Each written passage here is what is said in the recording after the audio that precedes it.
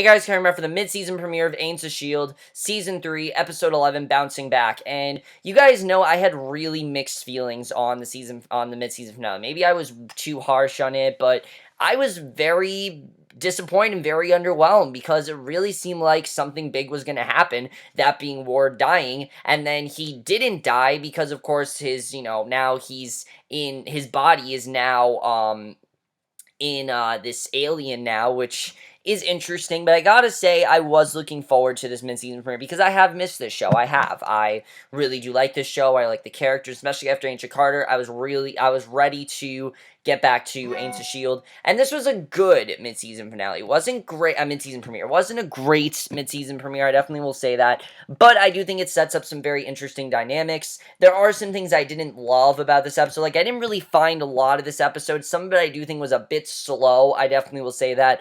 But let's just get into it because overall, I did enjoy it. And there are some things that I thought was really great. What I didn't like was the way this episode started. We see this derelict spaceship floats above the Earth, and one person's still alive. This ship bursts into flames 3 months from now, and I really found this to be very, just not needed. I mean, so many shows nowadays are doing this flash forward, flashback, flash forward, flashback. It's ruined so many shows. It's almost ruined the Vampire Diaries had they not done that time jump, and Arrow as well is doing it, and it really seems like because those shows are doing it, now every show has to do it, and it's really annoying. A flash forward does not make your show better. What a flash forward does is make me expect something and make me want to wonder when is this going to happen and how are we going to get to that. This really didn't feel necessary at all, and I don't know really why we had to have this flash forward. It didn't really make sense to me.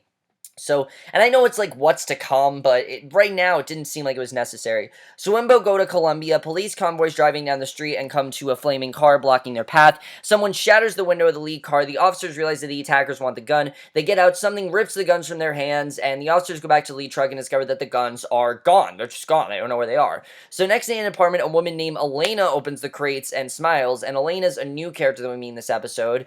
And we then see Coulson, and obviously she probably is the one that's taking the guns, and she is an Inhuman, which we get a lot more of in this. That's something I do like, is that we're definitely focusing more on Inhumans, which is something I wanted to do, the first half of the season. So Coulson's in his apartment looking at the blood stain where Rosiland died, and you can tell he's still not over Rosalind's death. Even though he killed Ward, he's not over it. And Melinda figures that it isn't easy, and Coulson says it's fine. He says that he wanted him to see where it happened. President Ellis comes in with a secret security escort, and he and Coulson shake hands. Ellis says that Rosalind told him that he should work with S.H.I.E.L.D. Coulson gets down to business, and Ellis explains that the head of states are in an uproar over the Inhuman threat, and he insists they have to do something, and Coulson tells him that they already are doing something.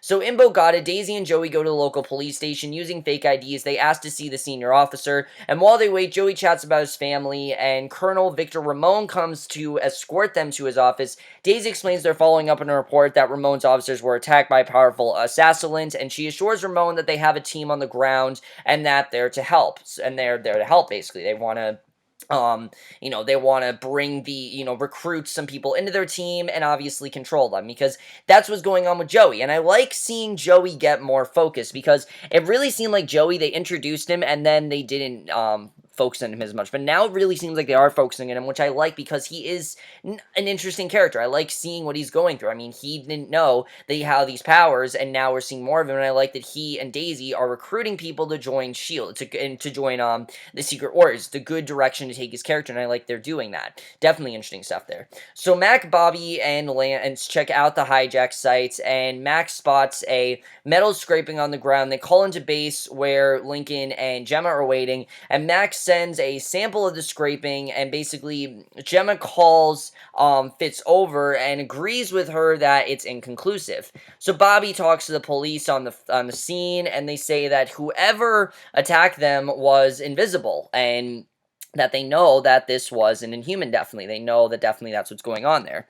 So the trio splits up to cover more ground. Mac finds more of the metal scrapings. He spots Elena standing in the street. She sees him, takes his gun at super speed, knocks him out, shoves him into a waiting SUV, and it really shows how hard it's going to be to beat her. I mean, she's not the easiest person to beat, and it's going to be harder than they think.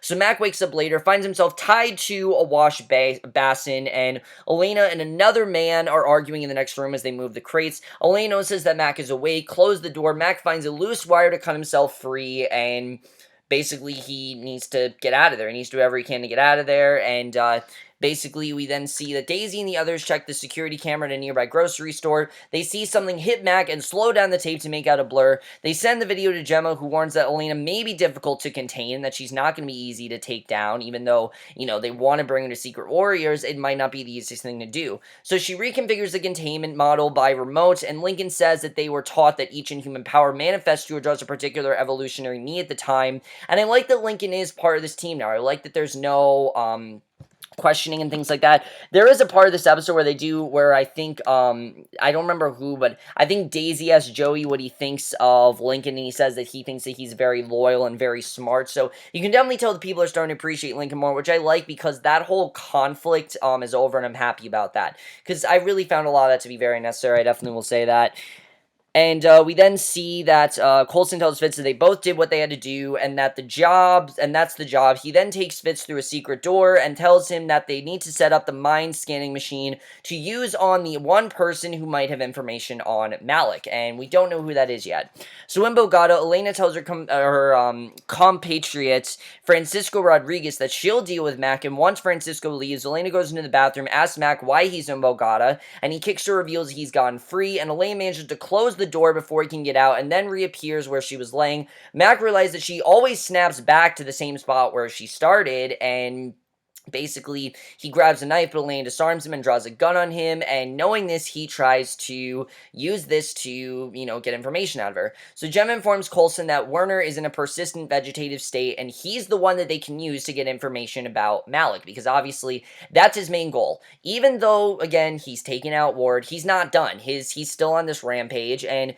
it's interesting to see Coulson in this position. I mean, we've really seen this more badass side of Coulson avenging Rosalind's death in any way he can, and I really like the way they're handling that here. Like I said, that episode closure was just the beginning of what Coulson is going through. He's not done yet. So Giyana informs Malick that he dispatched a team to Bogota. Malick says they need to replace their losses, and Giyana points out that their guests can barely stand. His leader points out that their guests live for years on almost nothing, and tells Giyana to stay on alert. A guard tells Malick that their guest is asking for him, and Malick and Giyana go to see him. Malick asks when he needs the possessed, and the possessed Ward says that he's hungry, and obviously Malick doesn't know that Ward is possessed right now. He doesn't realize that this isn't Ward, and basically, he doesn't understand that. So once Elena ties Mac back up, Mac says that she's a criminal. Elena insists that she wouldn't use her gift from God to commit a sin. Mac says that her power came from fish. She remembers that she was eating fish when her power manifested, and just as Daisy blasts in, when Elena tries to speed out, the team's force field blocks the door and knocks her out.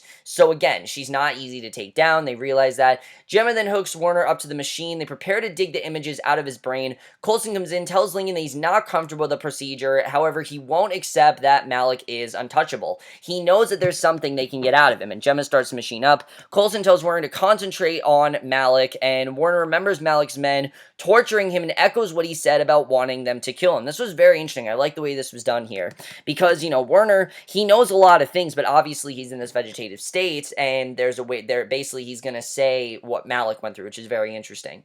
So the team takes Lane to the containment model aboard the Quinajet, and Mac confirms that she works a clerical job at a museum, and Lance figures that the powers turn Elaine into a criminal, and Bobby turns up information on Francisco, and he's Elena's cousin, and there's no record on either of them, and basically they have no idea why they're here or anything, really. So this seems to be just a random thing, that basically her turning into an inhuman has turned her into this criminal. So, which, that's not completely uncommon. We saw that with Joey, we've seen that with a lot of people. So Bobby takes Lance to track down the weapons. Elena wakes up and tries to break out of the model. She fails, and Joey speaks to her in Spanish, and the alien then eats the raw meat that Hydra brings him. Giyana asks if he's trying to regain strength. He says that he said the Ward's body was dead, and he's dying, and says the humans have advanced, but they haven't changed, and the alien realizes that Giyana isn't human anymore, and said that once he's strong enough, then Giyana will believe who he says, and he's who he says, and he's obviously not human, which is very interesting.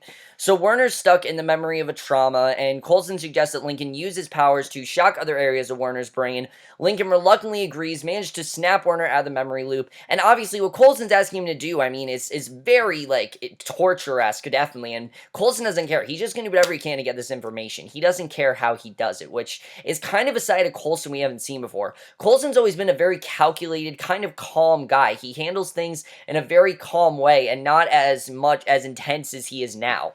So Werner says that Malick sold him out, remembers how he found the Hydra director, and basically he gives them all the information that they need. So Elena tells Joey that she didn't ask for S.H.I.E.L.D's help, and he says that S.H.I.E.L.D. isn't with anyone, and that she shouldn't worry about that because they don't really have any allies right now. And the woman insists that God gave her powers to end injustice and explains they took the weapons but weren't going to use them. And Francisco's unloading the weapons when Lance and Bobby find him. He dumps one box in the nearby river and then surrenders. Elena explains to making sure that no one used the weapons, and the police are thieves in uniforms.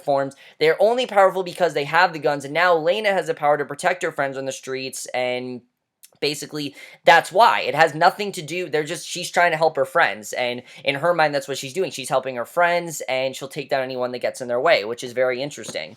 So Bobby calls report that Francisco was dumping the weapons, and the team realized that Elena is telling the truth. She's not lying here. She's basically telling exactly how she sees it. To her, she's not doing anything wrong, which is understandable. Again, she's inhuman, and when you're inhuman, you can't fully control yourself. So police pull up on the bridge. Daisy says that they're on their way. Bobby talks to Ramon, but he sees that the weapons and says that they're not going to drive away. And when Bobby prepares to fight, Ramon's lieutenant inflicts rigor mortis first on her, and then Lance and Francisco with a glance. Ramon tells them they're taking Bobby and Lance to the station, shoots Francisco dead as a message, which was crazy. But that night, as the team finds Francisco's corpse, Daisy goes to tell Coulson, Mac, and Joey figure that Ramon has an inhuman working for him, and they open the model so that Elena can't go to her cousin's corpse, and the rigor mortis begins to wear off. Ramon and the Inhumans come in, and the Inhuman paralyzes Lance again. Ramon demands to know why Bobby's really there, threatens to shoot Lance if she doesn't tell the truth, and obviously, she wants to know what's really going on. So Mac has Joey translate for Elena that perhaps the powers are part of the plan, and Elena says that she has a duty to do good with her power, and Mac says that they believe the same thing. The woman agrees and explains that her power is connected to her pulse. She can go as far as a distance covered in one heartbeat, and that night, the police station, the team arrives outside. Elena speeds in, grabs a security badge, returns the other. They scan the building, locate Bobby and Lance. Mac gives Elena a snap bracelet. The team goes in using the badge and finds the weapon. And basically, Bobby tells Ramon about the alien invasion just as the building shakes. Daisy uses her power to fight past the guards. Elena helps her, and they're able to get through. So meanwhile, the Medusa Inhuman discovers that Joey has meddled the weapons together. And in the squad room, Elena disarms the guards, ties them up before they can blink, and Ramon tries to raise his men on the radio without success. He goes out, Mac knocks him out, and Bobby tells him that the Inhuman's powers are in his eyes, and basically he could be Inhuman too, which is very interesting.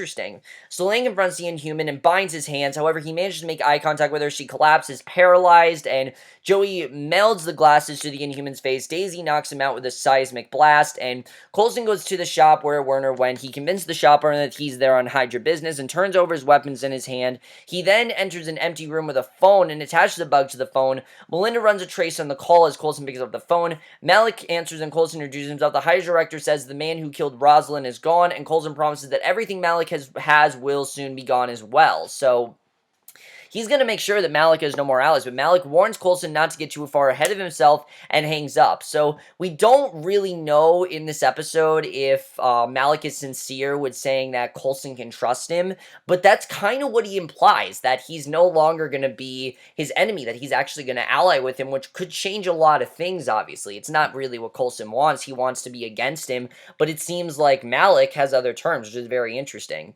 So as the team takes the Inhuman out, a Hydra helicopter arrives, grabs their prisoner. The next day, Joey suggests Elena come with them and learn how to use her powers. She refuses, saying that she has to take her cousin home. Daisy agrees with her. Elena insists that she can do closer to home, and Mac figures that it's safer for Elena keeping her close, and Daisy suggests that with the right tech solution, they can keep her new team in contact across the world. And later, Mac gives Elena a communicator watch that will let her reach S.H.I.E.L.D. whenever she needs them or they need her. She apologizes for kidnapping him. Mac says he'll see her soon, and she's ultimately useless. She didn't really do anything, and For me, she kind of did something in the sense that she was, she's now they had now have another ally if they need her. But me personally, she didn't even need to be introduced in this episode. I don't know why she was introduced in this episode. Really, I don't. I mean, for me, this really didn't do anything. That's my biggest thing of this episode, is that most of it focused on this character that we're probably never gonna see again. And the show, I think, is best when it sticks to serial format. I really think the show shows that they can't just do a one-off, and that's exactly what this was. It was a one-off. It was in the sense that we're probably never going to see her again, but she could return if she wants to. But for me, Elena wasn't that great of a character. I understand that she wanted to do good, but she doesn't really stand out from the rest of the Inhumans. So for me, I don't really think we'll ever see her again, I have to say, unfortunately.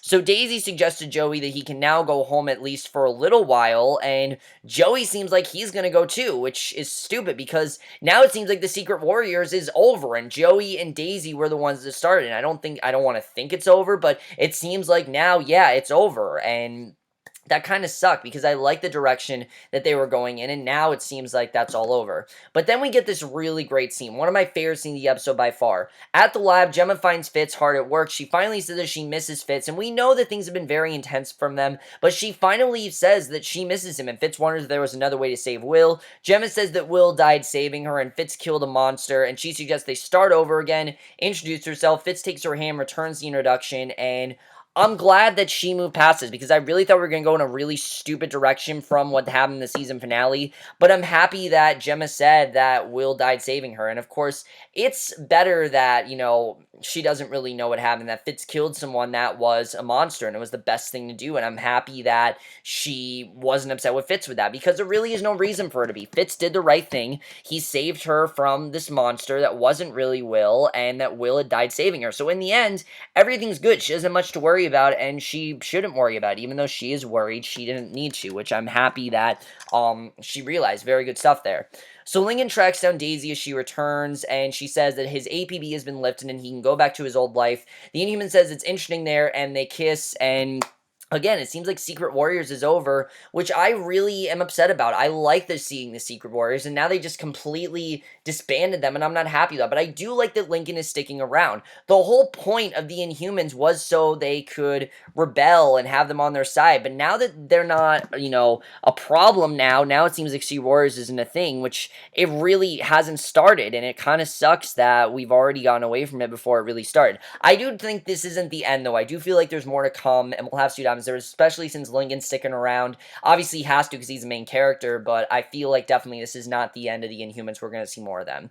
So in his office, Coulson pours Melinda a drink. She admires the new artificial hand that Fitz made for him. She warns that there are some things that people can't get past and tells him that on the alien planet, he joined the cavalry. They watch a newscast about Malick's business closing offices. Coulson figures that Hydra's still collecting Inhumans, and he suggests that Malick be creating a balance to the Inhumans on their side, and that maybe they're allying with them. And then we see Malick and Giyana, and Giyana watch the alien. Giyana confirms that they obtain Ramon's Inhuman. The alien turns, figures that Malick wants to believe, but doesn't know if he can. The director points out that Coulson survived, and the alien stands up, tells Malick that he'll believe once he makes a believer out of Giyana. He then extends his hand, and particles flow from it, and that Coulson's alive, and we don't really know what's going to happen here. Is Malick really on their side, or is he not? I can't really tell, I gotta say.